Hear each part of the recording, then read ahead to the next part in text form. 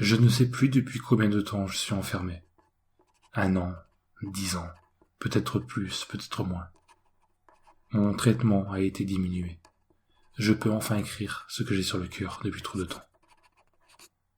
J'ai été accusé à tort, je suis sain de corps et d'esprit, contrairement aux dires des psychologues de merde et de leurs tests truqués. Je suis innocent, et par ces notes, je compte le prouver à tous ceux qui me liront. Si j'ai perdu la notion du temps, je n'ai pas oublié la chronologie exacte des événements. Je me souviens même de la date où tout a commencé. 17 décembre 1966. 7 jours avant un réveillon de Noël, qui s'annonçait encore magique. 7 jours avant l'horreur. J'ai des frissons. Je tremble. Je reprendrai mes notes demain.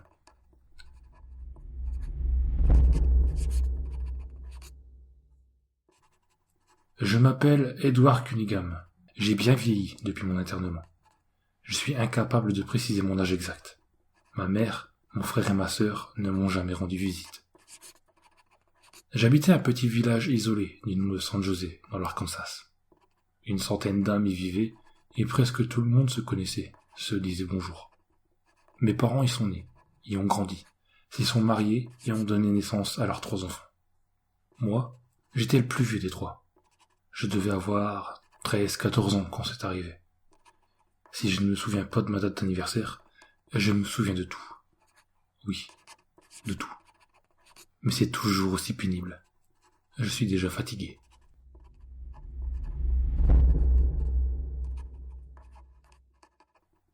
Début décembre 1966. Ça correspond à l'emménagement du voisin.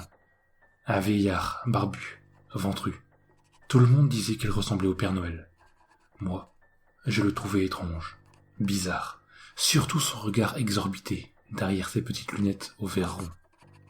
J'ai observé son emménagement, et un vieillard normal ne fait pas de déménagement seul, surtout quand il a un grand canapé, une armoire et des centaines de cartons repliés à plat. Lui, si, avec une force et une rapidité anormales que j'ai été le seul à constater. De la fenêtre de ma chambre située au premier étage, je pouvais voir sa petite maison en contrebas. Cette maison n'avait pas été habitée pendant une paire d'années, à cause de sa sinistre réputation. À l'approche de Noël, un homme y était devenu fou, et avait égorgé ses 3 enfants, sa femme, puis les avait démembrés et mis leurs morceaux dans des paquets cadeaux. Heureusement, la police l'avait arrêté avant qu'il ne les distribuait aux enfants du village. J'ai des frissons. Je reprendrai demain.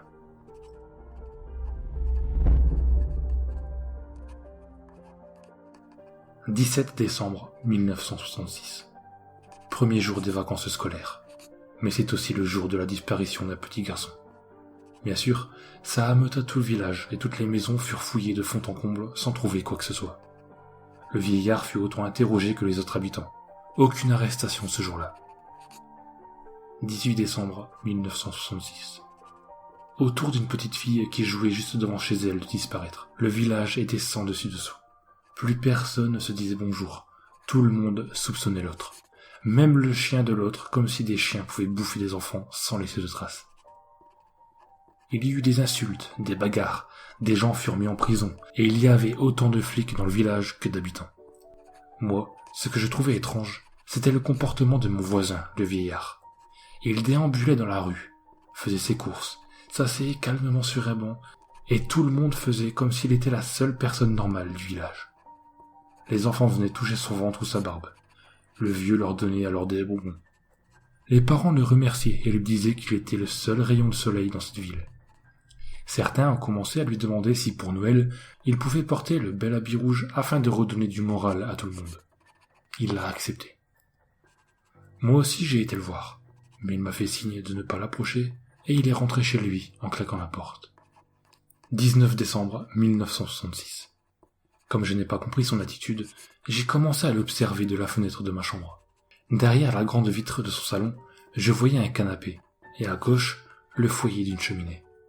J'apercevais aussi, au pied de ce canapé, le bord d'un tapis rouge, avec des motifs comme des sapins décorés de guirlandes et de boules. J'angoisse. Je continuerai demain, car c'est demain que l'horreur a commencé.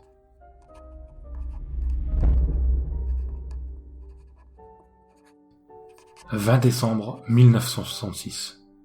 En fin d'après-midi, j'ai jeté un coup d'œil à la fenêtre. J'ai vu un garçon et une petite fille sauter sur le canapé avant de me faire de grands signes de la main. J'ai aussitôt été le dire à ma mère qui m'a regardé de travers et qui m'a demandé si tout allait bien dans ma tête. J'ai tellement insisté que je me souviens encore du bruit de sa claque. Je n'ai plus osé la déranger depuis. Mais au fond de moi, je lui en voulais de ne pas me croire. La nuit de ce 20 décembre, on a frappé au carreau de ma fenêtre. Je me suis réveillé en sursaut. J'ai regardé partout autour de moi. J'ai vu 2 silhouettes enfantines glisser sur le mur blanc qui faisait face à la fenêtre où la pleine lune brillait. J'ai poussé un cri avant d'aussitôt me plaquer la main sur la bouche pour ne pas réveiller ma mère. Les ombres ont disparu hors de la pâleur lunaire du mur avant que mon placard ne grince sinistrement. J'étais pétrifié, mort de trouille. Je voulais appeler ma mère, mais je n'osais pas. La porte de mon placard à jouets s'est refermée en claquant. À l'intérieur, des petits rires d'enfants. Des chuchotements m'ont glacé le sang. Ils parlaient entre eux en jouant, car j'entendais ma balle de baseball frapper le sol avant que ma boîte de petits soldats en plomb ne s'y fracasse dans un bruit assourdissant. J'ai entendu une porte s'ouvrir, des pas rapides dans le couloir menant à ma chambre. Ma porte s'est ouverte, la lumière a jailli. Ma mère m'a demandé ce qui me prenait de jouer en pleine nuit. Elle m'a refoutu une claque. Je passais le reste de la nuit à pleurer, à chouiner silencieusement. Heureusement, les bruits, les rires et les ombres avaient disparu.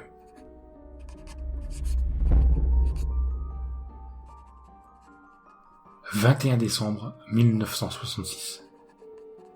Ce n'est qu'à la lumière du jour que j'ai ouvert mon placard. C'était toujours autant le bordel, mais ma boîte de soldats en plomb était toujours sur l'étagère. Peut-être que ma mère l'avait rangée. Je n'ai pas osé lui en parler. J'étais si fatigué de la nuit précédente que je me suis couché juste après le repas, de 19h. Entre-temps, j'avais réussi à subtiliser un couteau de cuisine au cas où. Ma mère ne pouvait pas m'aider, mais je me suis senti en sécurité avec lui. Dans la nuit, j'ai été réveillé par un hurlement d'enfant. Ça venait de mon côté droit, de derrière ma fenêtre, en contrebas. En claquant des dents, j'ai attendu. J'ai espéré que ma mère se lève, mais elle avait dû mettre des boules de cire dans les oreilles, comme elle le faisait parfois. Un second hurlement, plus aigu celui-là, m'a tellement terrorisé que j'en ai pissé dans mon lit. Ça m'a aidé à me lever et, malgré mon bas de pyjama trempé, je me suis approché de la fenêtre. Et j'ai regardé. 2 petits visages spectraux, lacérés de coups de couteau, la bouche grande ouverte, se tenaient derrière la fenêtre du salon. Ils me faisaient signe de venir les aider. Ils me suppliaient avec leurs petites mains qui tapaient contre les carreaux. Derrière eux, j'ai vu une silhouette gris clair, si grande que je ne voyais qu'une partie des jambes s'approcher. Puis 2 énormes mains les ont empoignés par le dessus de la tête et les ont violemment tirés en arrière. Leur hurlement finit peu à peu à s'éteindre. Puis j'ai senti le sol s'ouvrir sous mes pieds et je suis tombé sur la moquette. Je ne sais pas combien de temps je suis resté prostré sous la fenêtre. Ce fut ma jeune sœur qui m'a découvert gisant au sol. Elle a alerté ma mère qui a prévenu le médecin. J'ai préféré garder le silence sur ce qui s'était passé. Le médecin m'a ordonné de rester au lit toute la journée. Entre 2 sommes, je me souviens avoir lu des contes d'enfants pour me rassurer. Heureusement, le couteau était toujours caché sous mon matelas. Je fatigue. J'écrirai la suite demain.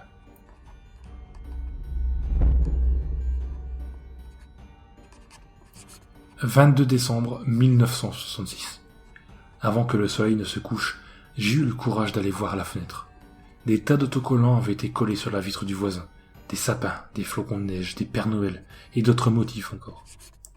Ils avaient été collés n'importe comment, sur le côté, de travers, à l'envers. Il y en avait tellement que ça faisait des paquets, comme si le vieillard avait passé sa journée à les coller en ne faisant attention qu'à une seule chose, regarder la fenêtre de ma chambre pour m'y voir, pour me faire un signe ou je ne sais quoi d'autre de débile. Après avoir dormi une bonne partie de la journée, forcément, je n'avais plus sommeil. J'ai eu l'autorisation de laisser la lumière allumée toute la nuit. L'angoisse est montée de plusieurs crans après que ma mère m'ait souhaité de faire de beaux rêves. Cette nuit-là, je continuais à lire des contes en épiant les bruits, les murs de ma chambre. Mon front était trempé d'une sueur froide que j'essuyais avec le drap. J'avais posé le couteau sur mes cuisses. Je n'entendais rien, c'était le silence total, hormis ce léger ronflement qui provenait de la chambre d'à côté, là où dormaient mon frère et ma sœur. C'était calme, tellement calme que c'en était devenu insupportable. Mes yeux ne quittaient plus ma fenêtre. J'ai fini par me lever, par aller voir, serrant bien fort mon couteau dans une main. J'ai penché la tête, j'ai glissé juste un œil à travers la vitre du carreau. J'ai regardé, j'ai recommencé à trembler. Les autocollants avaient tous été retirés, le canapé avait disparu, et à gauche, je voyais distinctement les braises du foyer de la cheminée former un halo orange pâle sur le sol. Dessus, il y avait des cartons montés et démontés, des rouleaux de papier cadeau, des rubans scintillants, des ciseaux. Il y avait aussi de longs bras gris aux doigts très maigres qui montaient les cartons. Je ne voyais que ses bras.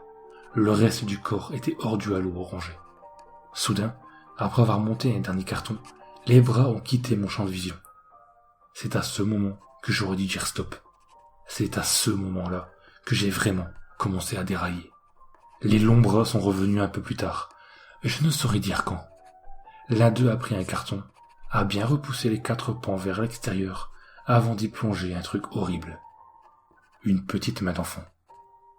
Je l'ai vu dans le halo. J'ai vu l'os du poignet sectionné, la chair rouge autour, le sang qui goûtait encore, chacun de ses 5 petits doigts. Et j'ai hurlé, hurlé, hurlé.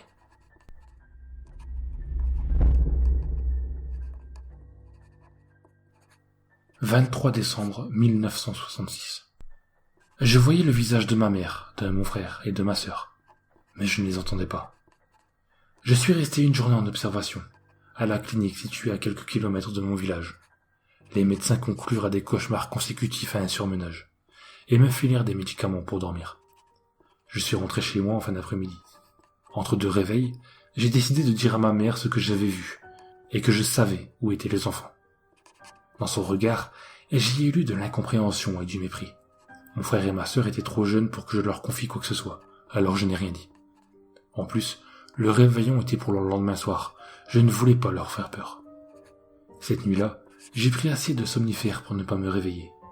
Mais je suis persuadé que dans mon sommeil, j'ai entendu des raclements, des cognements, soit sur ma vitre, soit en contrebas, derrière la fenêtre du voisin. 24 décembre 1966. Des cris, des rires d'enfants m'ont réveillé. J'avais un peu mal à la tête, mais je me sentais mieux. Les hallucinations, comme l'ont confié les médecins à ma mère, semblaient s'être cachées au fond de mon crâne. Je me suis habillé et j'ai été voir ce qui se passait dehors. Je me suis mis à trembler quand j'ai vu l'horrible scène. Le vieillard ventru avait enfilé un costume rouge de Père Noël et distribué au pied de son pick-up des cadeaux aux enfants. Moi, je savais ce qu'il y avait à l'intérieur. Je savais que des mains ou des pieds des gosses enlevés s'y trouvaient et je leur ai hurlé de ne pas les ouvrir. Les gosses se sont mis à pleurer quand je leur arrachais les cadeaux des mains. D'autres s'enfuyaient à toutes jambes. Des parents m'ont saisi les bras, la taille, au lieu d'empêcher une petite fille d'ouvrir son body cadeau. Ma mère est arrivée en pleurant, en me suppliant d'arrêter cette folie. J'ai fini par me calmer, le regard rivé sur la petite fille qui déballait son cadeau. Une girafe en plastique en est sortie. La petite fille est repartie toute contente. Ça m'a tellement calmé que je me suis assis sur les marches du porche de ma maison et j'ai regardé la joie, le rire, le bonheur se réinstaller autour du faux Père Noël. Car je savais qu'il n'était qu'une apparence trompeuse. Pourtant, sur le coup, j'ai douté. Peut-être que mon imagination me jouait des tours à cause de cette histoire horrible où un père avait découpé sa femme et ses enfants. Quand le pick-up est parti avec son faux Père Noël, j'étais seul sous le porche. J'avais retrouvé un certain calme, une certaine sérénité. J'étais presque persuadé que tout était de la faute de cette histoire que mes copains m'ont trop souvent racontée à l'école. Cette histoire qui m'avait profondément choqué quand j'avais 7 ou 8 ans. Je me suis alors souvenu de ce cauchemar à répétition, où je voyais un Père Noël gris découper des enfants avant de les mettre dans des boîtes qu'il recouvrait d'un papier cadeau scintillant. Puis, avec un grand sourire carnassier, il les distribuait sur la place du village. Oui, je me souvenais de cet horrible cauchemar. J'étais persuadé qu'il en était la cause, avant que je n'entende grincer la porte d'entrée du voisin. Ce grincement m'a fait comme un électrochoc. Je me suis levé d'abord. Tout en moi me hurlait de fuir, de remonter dans ma chambre, de m'y enfermer. Mais il y avait ma fenêtre.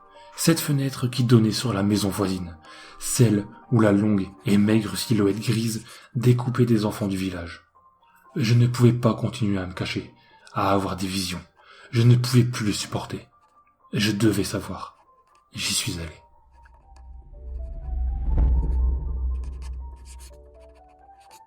La porte a grincé quand je suis entré dans le salon. Vide. Le salon était vide. Le vieillard avait tout repris. Quand? Sûrement quand je dormais, assommé par les somnifères. Une épaisse couche de poussière recouvrait le sol. Je fus étonné de l'absence de traces de pas. Mais une chose m'a confirmé que je n'avais pas rêvé. Les autocollants de Noël gisaient par terre sous la fenêtre. Certains formaient des paquets, d'autres erraient en solitaire un peu partout. Je me suis approché, j'ai voulu en ramasser un, mais je n'ai pas pu. Du sang séché les collait entre eux. Sur certains, des touffes de cheveux étaient collées à l'adhésif. Sur d'autres, c'était de la peau et des ongles. Les autocollants étaient jaunâtres, comme s'ils étaient anciens. Dans le foyer de la cheminée s'amoncelaient des os cassés. J'ai eu des nausées. J'ai vomi une bile jaunâtre. On a rigolé quelque part dans la maison. Des rires d'enfants, suivis de tapotements de pieds sur le plancher. Ça venait du couloir qui s'enfonçait vers le fond de la maison. J'ai voulu m'enfuir, mais je devais savoir. J'ai voulu m'enfuir, mais deux voix d'enfants aux échos métalliques m'ont appelé à l'aide, m'ont demandé de venir les sauver du Père Noël gris. Ces voix résonnent encore aujourd'hui dans ma tête. Je les entends encore. Je vais me reposer. Elles vont cesser.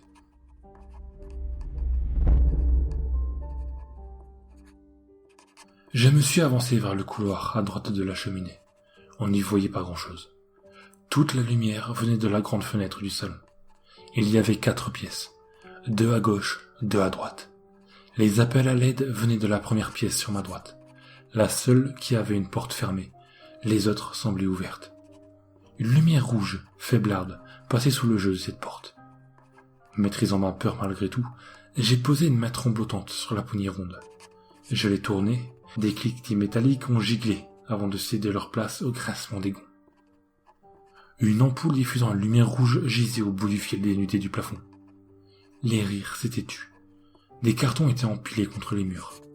Au milieu de la petite pièce, j'ai vu des vêtements et une petite main d'enfant sectionnée au poignet. La même que l'autre nuit, quand cette chose au long doigt l'a mise dans un carton. J'ai hurlé, mais je n'ai pas bougé. Je tenais enfin une preuve que je n'étais pas victime d'hallucination. Je n'ai pas osé toucher à la main de cet enfant. Mais j'ai pris les vêtements et je me suis enfui en courant. Et j'ai retrouvé ma mère dans la cuisine en train de préparer le dîner du réveillon. Son visage a blêmi quand elle m'a vu entrer en hurlant que je savais où était le reste des corps des enfants disparus. Je lui ai montré les vêtements et après les avoir examinés, elle a froncé les sourcils. Elle a alors demandé ce que je faisais avec les vêtements de mon frère et de ma sœur. Je n'ai rien compris, et j'ai entendu les cloches autour de moi. Je me suis évanoui. La suite et la fin seront demain. Pendant la rédaction, j'ai appris que je sortais de l'asile après-demain. À 71 ans, les médecins ont jugé que je n'étais plus dangereux. Mais je n'ai jamais été dangereux. Je suis innocent, comme va le confirmer la fin de mon histoire.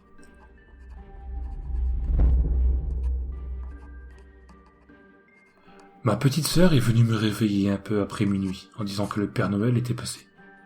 Ma mère se tenait à côté d'elle et m'a demandé si ça allait, ou si je désirais continuer à me reposer. Avant de lui répondre, je me suis levé et j'ai regardé par la fenêtre. L'obscurité s'étendait derrière la grande vitre du salon. J'ai attendu un peu, rien n'est apparu. Ma petite sœur m'a pris la main et je suis descendu avec elle. Mon frère commençait à déballer son cadeau. J'ai ressenti une terrible angoisse en le voyant faire. Je vois encore ses mains déchirer le papier cadeau, ses doigts soulever le couvercle d'une boîte. La couleur rouge sang de son camion de pompiers. Je fus soulagé. J'ai poussé un long rire salvateur et ma mère m'a caressé une joue. Pantois, je les ai regardés déballer les cadeaux. Je ne pouvais rien faire d'autre tellement j'étais heureux que tout redevienne normal. Enfin, c'était jusqu'à ce que ma sœur ne déballe son dernier cadeau, une poupée. Je sais qu'elle était belle, cette poupée. Je sais que sa robe fleurie, ses chaussures vernies, ses chaussettes blanches, ses boucles blondes étaient à ravir. Mais ses yeux, oui, ses yeux étaient exorbités. Sa peau était grise et sa bouche grimaçante, arquée sur un sourire maléfique, était terrible. Je l'ai arraché de ses mains et ma sœur s'est mise à pleurer. Ma mère m'a alors crié dessus. M'a dit qu'elle en avait marre de moi, que j'étais bien comme mon père, que je finirais ma vie à l'asile. Je lui ai répondu que la poupée était maléfique, qu'elle avait le même regard exorbité que notre vieux voisin. Elle m'a alors répondu qu'il n'y avait pas de voisin, que la petite maison était abandonnée depuis 20 ans. Je l'ai pas cru. J'ai hurlé contre elle, je suis remonté dans ma chambre et je me suis jeté par terre, frappant la moquette de mes poings. C'est là que j'ai vu une boîte sous mon lit. J'ai arrêté de hurler, je me suis approché en rampant. J'ai tendu les bras et j'ai pris la boîte. J'ai soulevé le couvercle. Au fond, j'ai découvert un couteau dont la lame brillait d'un sang vermillon. À peine le temps de réaliser que j'ai entendu cogner à ma fenêtre. C'était lui. Je revois encore son long visage gris derrière la vitre, ses yeux exorbités, sa peau ridée, sa barbe blanche, son chapeau rouge à pompons, sa bouche qui lui prenait la moitié du visage, cette bouche remplie de dents pointues et désordonnées. « Joyeux Noël !» me disait-il de sa voix d'enfant. « Joyeux Noël, Édouard !» J'ai pris le couteau et je me suis relevé. Je n'étais qu'à 2 mètres de la fenêtre. Je pleurais, je voulais en finir. Je n'avais qu'un désir, le massacrer. Et c'est ce que j'ai fait. Je me suis approché pas à pas. Lui ne bougeait pas. Le Père Noël gris souriait.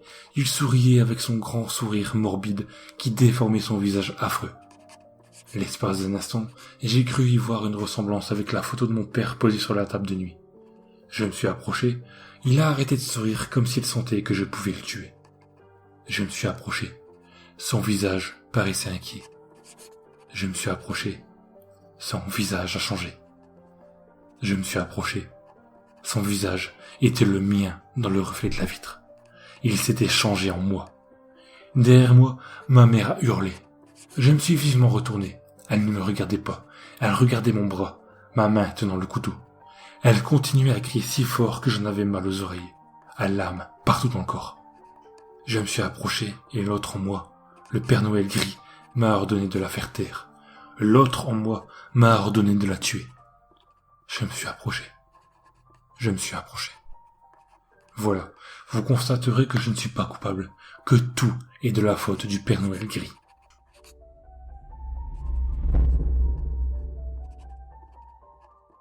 Je sors dans quelques heures, je suis très content, tout ça est enfin sorti de ma tête. J'ai eu la joie d'apprendre qu'avant de mourir, ma mère m'avait laissé de l'argent qui a fait beaucoup de petits sur un compte épargne. Je vais pouvoir m'acheter une maison. Je ressens le besoin de retourner aux sources, de reprendre le cours normal de ma vie, là où elle s'était arrêtée des dizaines d'années plus tôt. J'espère que la maison que je voyais à travers la vitre de ma chambre est à vendre. J'ai envie d'y finir mes jours. Les médecins m'ont laissé me regarder dans un miroir. Comme j'ai changé depuis l'adolescence. J'ai une grande barbe blanche, j'ai un gros ventre, je suis joufflu. Avec un bel habit rouge et un bonnet de la même couleur, je crois que je ferai un formidable Père Noël. Je trouve que mes yeux dépassent un peu trop de leurs orbites, mais ce n'est pas grave, je les cacherai derrière des lunettes aux verres ronds. J'ai hâte d'être à Noël, j'ai hâte de me déguiser. J'ai hâte que des petits garçons et des petites filles viennent s'asseoir sur mes genoux. J'espère juste qu'ils ne crieront pas trop, sinon l'esprit du Père Noël gris pourrait quitter la maison et revenir.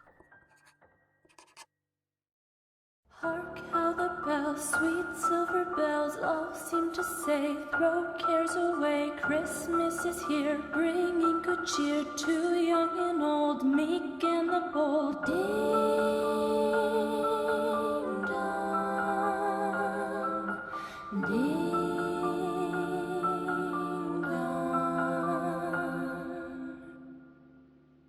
Ding dong, ding.